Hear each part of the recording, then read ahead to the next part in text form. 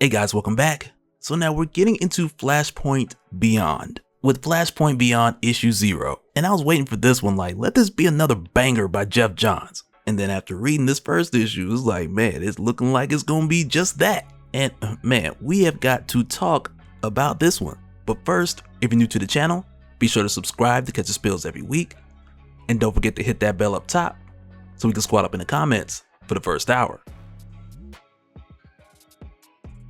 Alright, so with Flashpoint Beyond, this basically is Jeff Johns taking us back to the Flashpoint universe, which is pretty much self-explanatory from the title, I get it. And in a way, you could say that this is a sequel to Flashpoint because of that, but really what this seems to be doing, which I actually find to be more exciting, is that this is continuing the story of Thomas Wayne, which just so happens to make it turn into a Flashpoint sequel, but with Jeff Johns taking the method of making this follow Thomas Wayne, this is what brings the cohesion from Flashpoint, the Button, Death Metal, Doomsday Clock, the introduction of Infinite Frontier, and the recent events of Justice League Incarnate. And it makes the idea of returning to the Flashpoint universe make sense, with Thomas Wayne having a presence throughout most of these events. And for that reason, like, if you want to bring the Flashpoint universe back, it would just make the most sense to do so by way of using Thomas Wayne. But before we jump into this, just to make mention of the last time that Thomas Wayne was seen out here. And also to do a bit of a quick brush through so we can catch up on where he's been and more or less how he made his way into Flashpoint issue 0. We'll start from the conclusion of City of Bane and just do a quick little recap. But starting with the conclusion of City of Bane, at that time we had saw Thomas Wayne get his back broken by Bane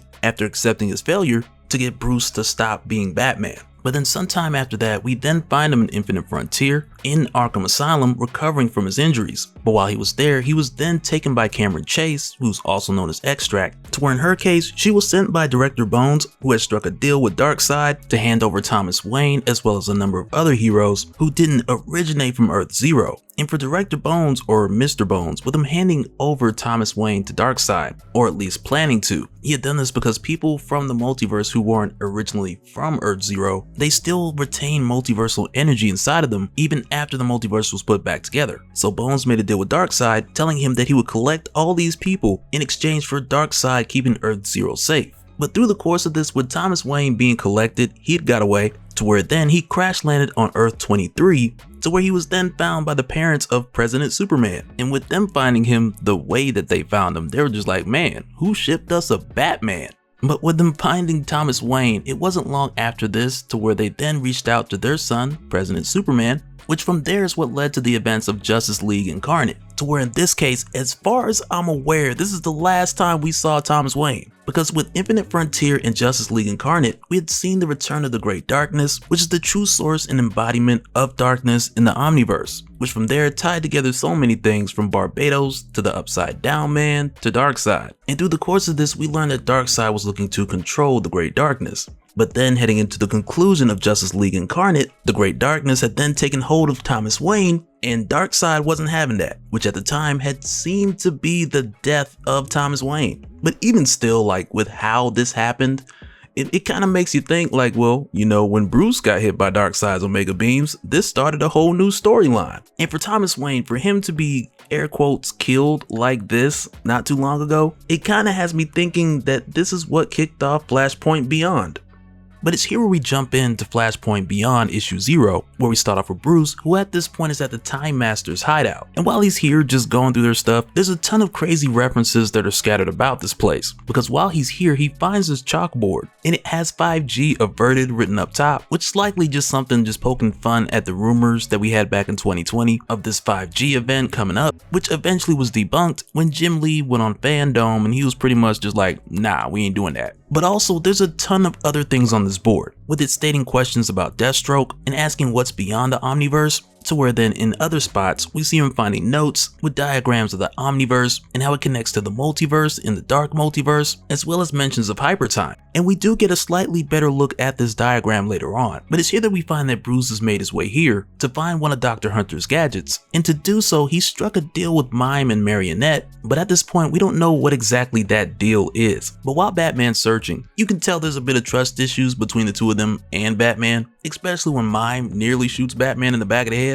But nonetheless, Batman guarantees that he'll hold up on his end if they help him find what he's looking for. And while they're here, Marionette, she points out Janie Slater's watch, to where then Batman grabs it and the snow globe that is wrapped around, and right after that he's just like, alright, we're done here. And with them doing this, Marionette, she's concerned, even though she has no clue what Batman wants with that snow globe, and of course with her asking he doesn't tell her, and instead he just tells the two of them to get back to their daughter, and congratulations by the way, which right there is very much a callback to Doomsday Clock issue 7, back when Dr. Manhattan initially gave Marionette the news that she was pregnant with her second child, who eventually she named after her mother, Anita. And in this moment, she's just as shocked to know that Batman even knows about their kid. But then again, like, why wouldn't he? He's Batman. But then after this, when we see them leave, we also see Batman erase from the chalkboard, Thomas Wayne will die. To where then next, we go over to Thomas Wayne as he's being woken up by his assistant, Oswald Cobblepot, along with Judge Harvey Dent storming in, telling Thomas Wayne that he's going to arrest him for the murder of Joe Chill because Thomas's late wife, the Joker, she had caused Harvey's daughter Debbie to take her own life after the trauma of being shot by Martha and also watching Commissioner Gordon die. And right away Thomas is like, this can't be right, because to his knowledge, Barry fixed all this. Barry changed it all back, so for him seeing all this, it just causes him to storm out, rushing to the gravesite of his son Bruce and his wife Martha. And he's thrown for a loop because this shouldn't be possible, because if Barry fixed this, then Thomas and Martha would have been dead, Martha would have never become the Joker, and his sacrifice would have given his son Bruce the opportunity to grow up living a normal life, or at least a life where Bruce would grow up to be a better Batman, like the Bruce that Thomas had met from Prime Earth.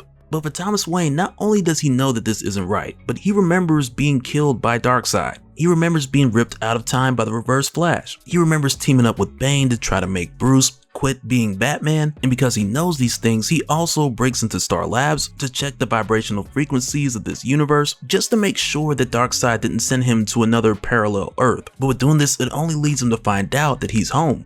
But then it's after this where we start to hear the news broadcast of the current events that are going on here. And with hearing this, we come to find out that millions have died in the war between Atlanteans and the Amazons, along with the fear of superhumans destroying the world rather than saving it. And the number of heroes who can be trusted is just getting lower and lower.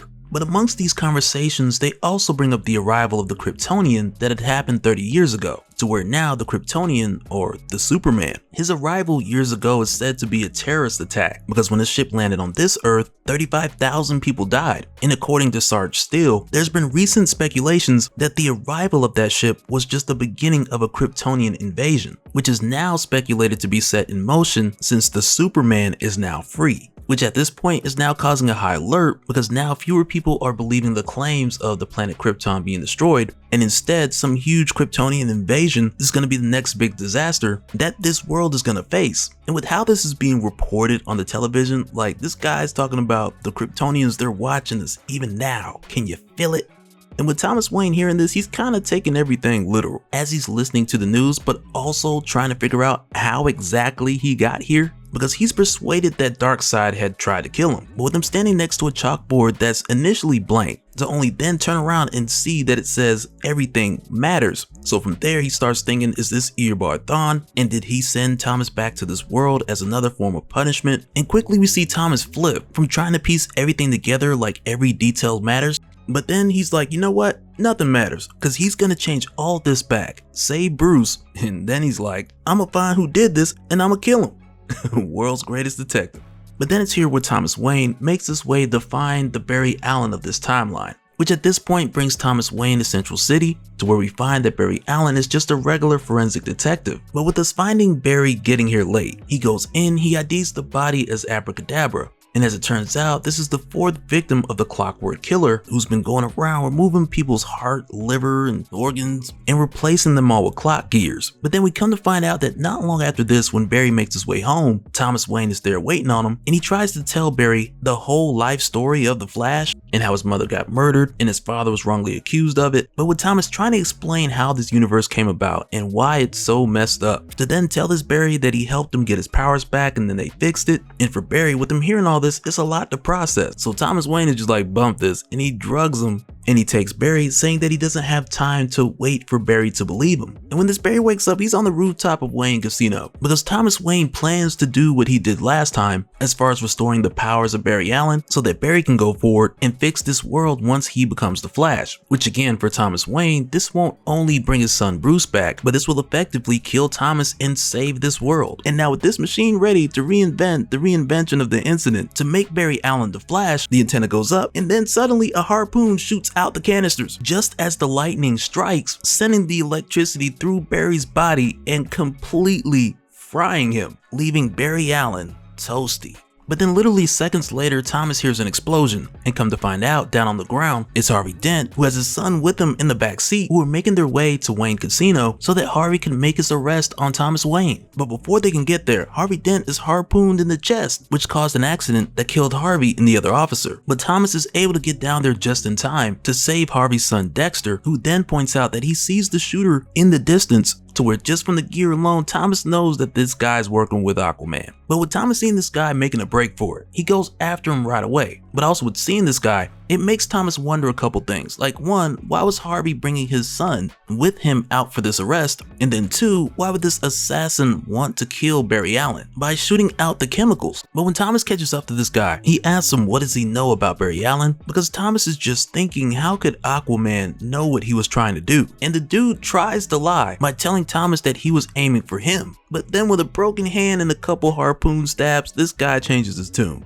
And he lets Thomas know that Aquaman told him he had to kill Barry Allen because Thomas was going to use Barry to change things, which for Aquaman, like, he wasn't having that. But then when this guy goes on to talk along the lines of like, so what, I killed a guy, telling Thomas that he's killed a lot of guys, and then going on to tell him like, hey Batman, you know, we're not too different. And while this guy just keeps going, Thomas is thinking to himself like, okay, be like Bruce, be a better Batman. And he's telling this guy to shut up, but he keeps going. And when this dude tells Thomas Wayne about what he would call some of his greatest kills, and he then asks Thomas Wayne, have you ever seen a child die before? And it's in that moment that Thomas Wayne snapped. Because for Thomas, all he sees in his mind in this moment is his son Bruce. And with seeing this, I can't help but think of City of Bane. Because at the time when we got the whole story of Thomas Wayne being pulled out of the Flashpoint universe and into the main universe, we'd also got a number of other flashbacks of like Thomas Wayne putting Bruce to bed, to where we had seen in those flashbacks that there were moments where Thomas swore by the spirit of his parents to protect Bruce's life, which for him, that memory in itself was just another failure that had just been sitting on top of the pain of him losing his son. But then it's here where we find out in the case of this dude who didn't know when to shut up, because Thomas told him to shut up twice. But as it turns out, with this guy bragging about killing women and children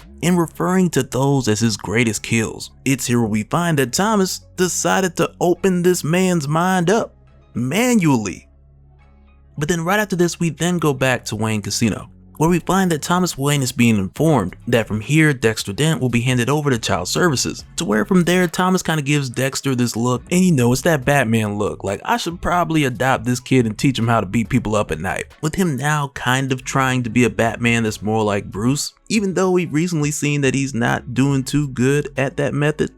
But I'm gonna give him a pass for that last guy. But also at this point, Thomas Wayne, he's aware of what happened to the Bruce Wayne Batman after he had tried to break him, to where that only brought that Bruce and his Bat family closer, which kind of makes me think in this moment that Thomas Wayne has got his own Robin in the making right here. But we'll just have to wait and see how that pans out. But then also in this moment, the silhouette of a speedster passes by, saying Thomas Wayne over here, but when he turns around, the speedster's gone. But then after this, we then go into a couple of epilogues, to where for the first one, we go to Arkham Asylum, where we find Harvey's wife, Gilda, getting the news about her husband's death and her son being adopted by, you guessed it, Thomas Wayne. But then just a couple doors down, we then see that Roger Hayden, also known as Psycho Pirate, he's here in Arkham as well. And he's in here screaming how everything is upside down again and how Bruce Wayne is supposed to be Batman. And then it's here heading into the second epilogue, where we find that Bruce Wayne, he set the snow globe next to the letters from Thomas Wayne, and with us heading into the Batcave, it's here where we see a much better look at that diagram, which is of the Divine Continuum, DC,